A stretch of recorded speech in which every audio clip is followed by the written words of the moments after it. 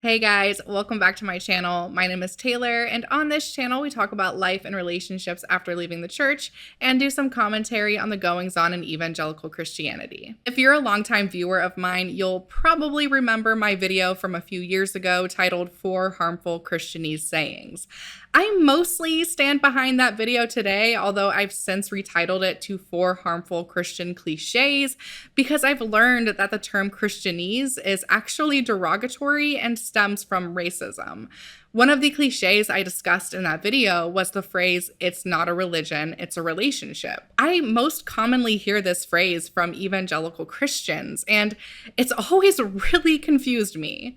Many of these same evangelicals believe in the tenets of Christianity, read the Bible, attend church regularly, follow their pastor's teachings, and join together for fellowship. How is that not religion? In my video, I said I think this phrase came about as a reaction to the perception of Christianity and organized religion as dogmatic and antiquated. During the counterculture of the 60s and 70s, many young Americans pulled away from organized religion and embraced more personalized and eclectic spiritualities like the New Age. In turn, evangelicals have since tried to make Christianity more appealing to potential converts by distancing themselves from organized religion and claiming it's just about relationship with Jesus. To be sure, there are Christians who genuinely see their faith as a relationship and aren't simply employing this cliche as a tool for evangelism. But in my experience growing up in evangelicalism, this phrase almost always comes up as a way to distance Christianity from the more unsavory aspects of religion, like abuse and scandal. Recently, though, I actually had another thought about this particular Christian cliche. I realized that it not only serves to distance Christianity from the negative perception others have of religion, but it actually affirms that religion is problematic. In other words, this phrase effectively communicates, yeah, all that bad stuff you think of when you think about religion, that actually is religion, but Christianity isn't religion, so we don't have any of that bad stuff here. It just boils religion down to this very narrow and skewed definition as a means of obfuscation. Evangelicals aren't the only ones guilty of narrowly defining religion. It happens all the time in other spaces too. In my world of evangelicalism, it's common for those deconstructing their faith to take their own religious experience within this subdivision of Christianity and apply it to other religions. They'll often conceptualize other religions as having frameworks similar to Christianity, but just with different gods. And they think that all faiths center around statements of belief about the supernatural. It's not surprising that people think this, since evangelicals often teach that other religions offer a false version of the Christian faith.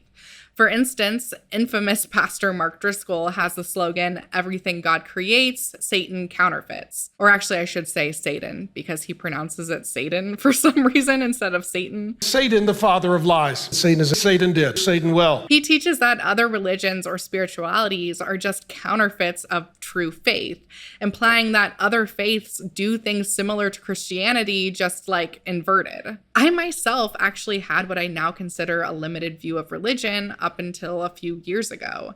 In my video, 4 Harmful Christian Cliches, I even defined religion as a social cultural system having to do with the divine or supernatural, which isn't entirely wrong. Many religions do center on the divine, but it's not the complete picture of religion. It was when I really started getting into the nitty-gritty of religion by studying what some might consider religious outliers like Wicca, Witchcraft, and Satanism, and learning about how humans make spirits and deities feel real to them, that my old ideas about religion shattered. So in today's video, I'd like to share with you all some of these realizations I've had from my studies that destroyed my religious ideas.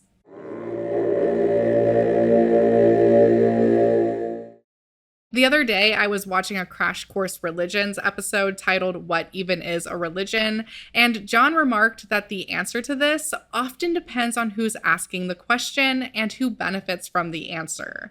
Like most things, there isn't a clear-cut definition of religion. Religion is a socially constructed category, and there are complex reasons why some groups are labeled as religions while others aren't. This doesn't stop certain agenda-driven people from injecting their self-serving definition of religion into public life. So earlier this year, Republican Governor Ron DeSantis signed 2 bills allowing so-called patriotic organizations to go into Florida public schools to talk with students and distribute their materials. This law also enables Florida parents to select a chaplain for their children's school from a pre-approved list drafted by their school board. Supposedly, the chaplain chosen can be from any faith tradition. However, DeSantis quickly declared which traditions he considers valid and which he doesn't.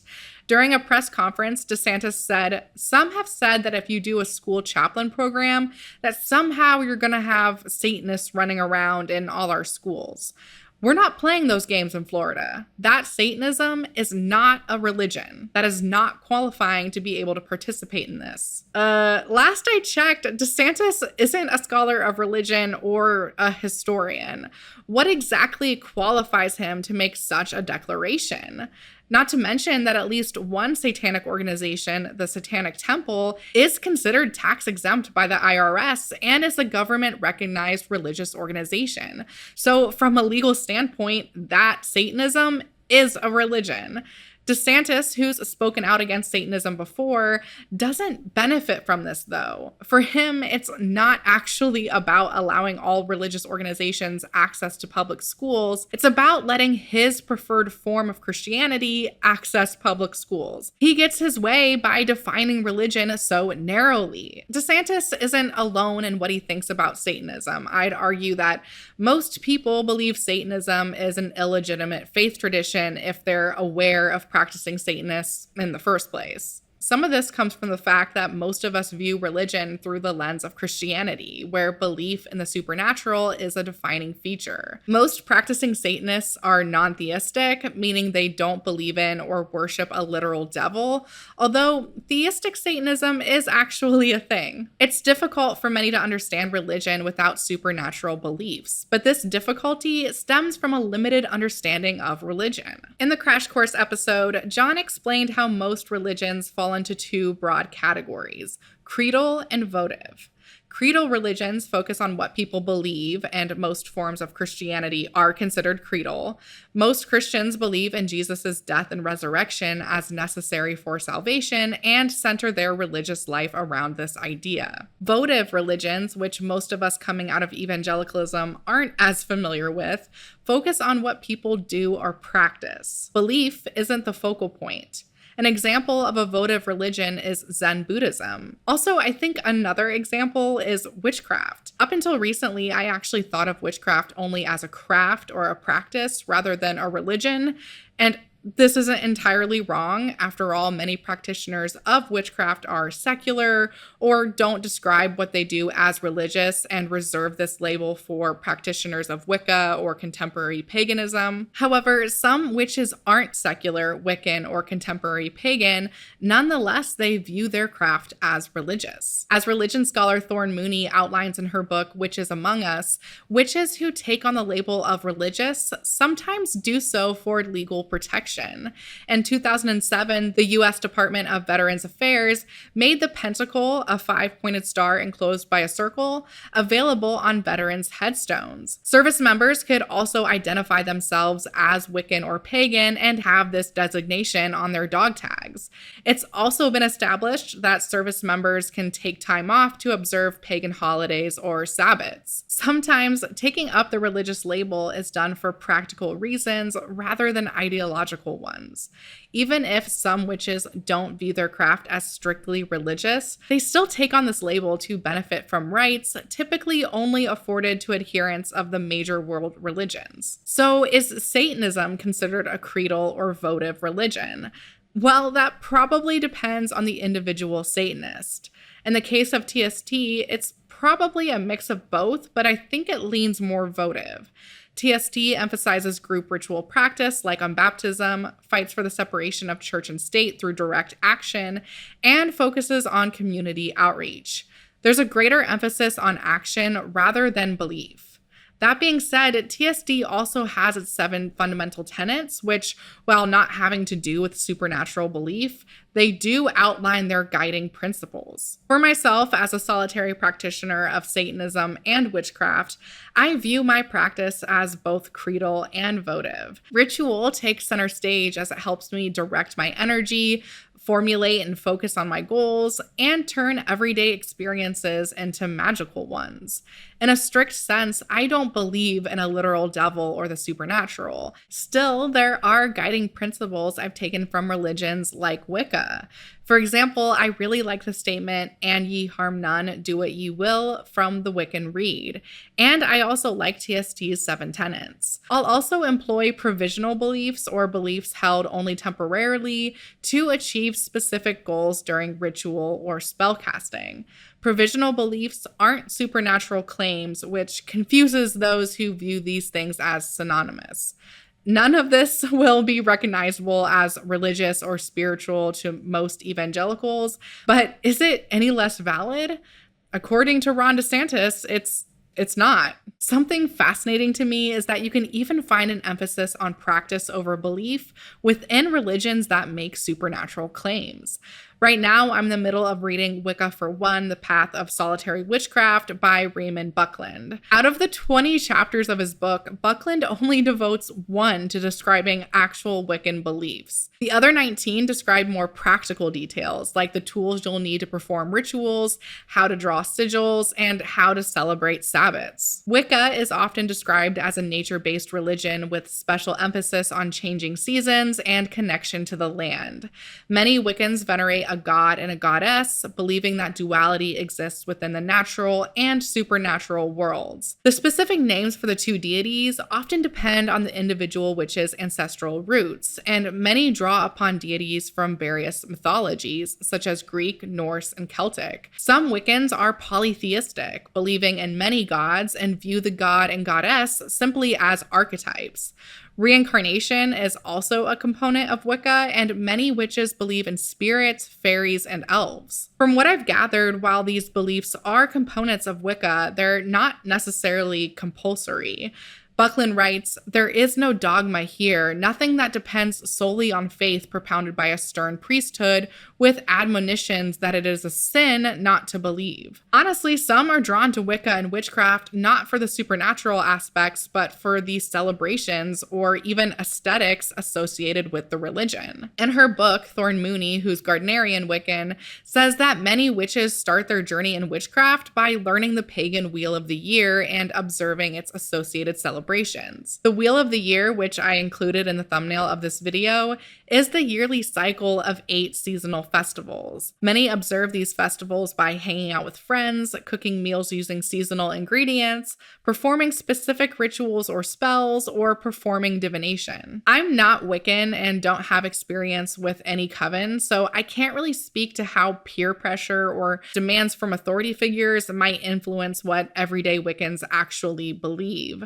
Still, it's undeniable that belief for Wiccans looks different than belief for evangelical Christians. I mean, just imagine evangelicals interchanging Jesus with deities from other mythologies. Evangelical pastors teaching that belief in Jesus' death and resurrection isn't necessary for salvation. Or imagine new converts celebrating Christian holidays without knowing the gospel or giving their lives over to Christ first. Of course, some evangelicals probably do these things. There are always going to be exceptions to the rule, but it's more uncommon and it's definitely considered heretical by the larger evangelical church. Within evangelicalism, it's mostly about thinking about the realness of God and your relationship with God. Belief in the supernatural claims is so important that it's sprung up an entire industry of Christian apologetics.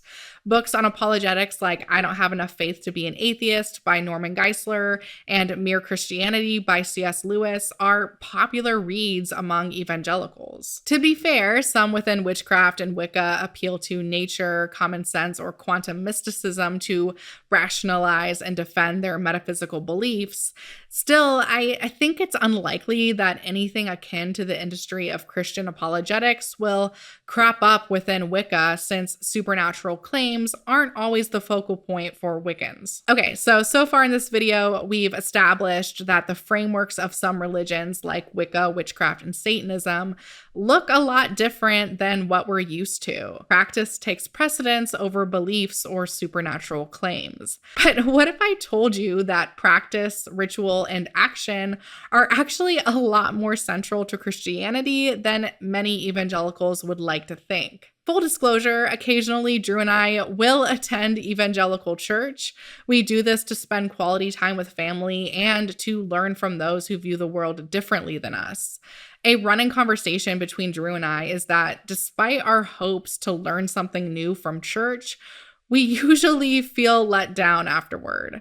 Almost every sermon seems to be about the same thing: trust God more. It doesn't feel like things get much deeper than that, yet evangelical pastors somehow find a way to draw out this simple instruction into a 30-minute sermon week after week. Recently, I've realized that we feel let down because we have mistakenly believed that the church's primary purpose is to impart new knowledge. In her book, How God Becomes Real, T.M. Luhrmann describes the effort people invest in their faith to make their gods or spirits feel more real to them. It's not as simple as just deciding to believe. Most religious folks repeatedly take action to cement their faith in their minds. Luhrmann writes, if we start not with the presumption of belief, but with the question of whether the effort people invest in their faith helps them to feel that their gods and spirits are real, we are forced to focus on what people do when they worship gods and spirits, and on how those practices themselves might affect those who engage in them. I'm asking what we might learn if we shift our focus, if rather than presuming that people worship because they believe, we ask instead whether people believe because they worship. In her first chapter, Luhrmann describes her experience doing ethnographic fieldwork within a charismatic evangelical church. She noted that despite their firm convictions in the realness of God, many of these believers seem to express doubts about God's realness at the same time. Many of them attended church regularly, read the Bible, prayed, and went to church small groups, and thought that not doing these things with regularity would result in a dying faith. Practice and repetition seemed essential to keep doubts at bay. Although I don't think many evangelicals would admit this, firmly held beliefs in spirits or gods require being reminded to believe in them. Luhrmann notes that this differs from people's beliefs about the natural world, which don't seem to need this same kind of reminder. Church, then, functions as a place for believers to remind themselves to believe. It's not necessarily a place to learn new information or consider different perspectives. It's really no surprise that every sermon feels like it's about the same thing, because every sermon is about the same thing. While the details of the message may change, the message itself doesn't change. Church is a place to do the action or ritual of listening to someone talk about the realness of God. I think worship functions in the same way. For example, when Christians sing "How Great Is Our God," they're not simply publicly declaring what they already believe about God through song. They're performing an action that makes them feel like God really is great. Prayer also works similarly. In her chapter on prayer, Luhrmann explains that those who regularly engage in informal conversational prayer with their gods or spirits feel closer to them and feel like they're more real. In fact, these gods end up feeling so real that believers can get upset or even angry with them. She writes, "This idea that one can disagree with God or even be angry with God can feel heretical in the abstract. Yet in many faiths, this anger arises out of intimacy with an invisible other who can feel and understand like a human. Informal prayer is an action that, if done repeatedly, can reinforce belief to the point that the believer views the supernatural as something like a person existing in the natural world that you can get mad at. This is a total tangent, but reading through this part of the book, I couldn't help but think about the character of the atheist professor in the popular Christian movie God's Not Dead. Spoiler alert for those who haven't seen it yet, but at the end of the movie, we find out that the atheist professor actually believes in God and is apparently just mad at him. This inaccurate portrayal of an atheist has rightly outraged most in the atheist community. Many see this character as an attempt on the part of evangelicals to further disparage atheists by portraying them as bitter and simply holding a grudge. I agree that this character effectively maligns atheists, but I think that there's another dimension to this that we've yet to explore. If informal prayer causes believers to feel like their God is so real that they can get mad at him, what does the so-called atheist movie character do for evangelical viewers? It serves to make God feel real. It says to the evangelical, our God is so real that even an atheist professor can be mad at him. This, of course, is conjecture on my part, but I think that this character is less about atheists and it's more about believers. And the malignment of atheists is just an unfortunate side effect. The title of the movie, God's Not Dead, further supports this hypothesis. Much like sermons, worship, and prayer, the film reminds Christians that despite their doubts, God isn't dead. The movie ends with a call to action for viewers to text everyone they know, God's not dead, which further reinforces belief. Practice begets belief, belief begets more practice, and more practice begets more belief. So even in what we call creedal religions, where statements about belief are supposedly the foundation on which the religion is built, in many cases, practice is what keeps them alive. You could say faith without practice is dead. So if practice is so integral to religion, why do we tend to think about religion as having to do just with beliefs about the supernatural? Why do we invalidate religions that are honest about their focus on practice over belief, like Wicca, witchcraft, and Satanism, especially Satanism? Why do we furrow our brow at those drawn to Christianity, Judaism, or Islam for the sake of tradition or practice, even if they don't affirm the supernatural claims? They're all doing exactly the same thing as believers. They engage in rituals and practices to create meaning, even without believing in the supernatural. As I'm sure you've realized by now, religion is a complex concept with many moving parts. You can't define religion using simple terms, and it's really only once you accept this reality that you'll begin to actually grasp what religion is, which is a set of tools that help us make things feel special. It doesn't look like one thing, and no singular definition will ever fit. A Christian who wants to distance themselves from church abuse might define religion one way. A non-theistic Satanist who views their rituals as religious might define it another way. A witch who wants time off of work to celebrate Lunasa should be just as entitled to this as a Christian who doesn't want to work on Sundays. Observing festivals of the pagan wheel of the year, even for witches with no supernatural beliefs, is no less an act of religious devotion than affirming the Nicene Creed as a Christian. I hope that these realizations helped change the way you think about religion. I know that they did for me. Biggie! Time to do our sign off. Come here. Sorry, I know you were so comfy right there. Why do you look like a little goblin? Thank you so much for watching, and a huge thank you to my patrons who help make these videos possible. If you like this video, please be sure to subscribe and ring the bell. If you'd like to follow me on social media, my Instagram is Taylor_the_antibot. And if you'd like to consider supporting this channel financially, a link to my Patreon will be down in the description, and we'll see you on the next one. Say bye. Oh, he really doesn't want to be right here.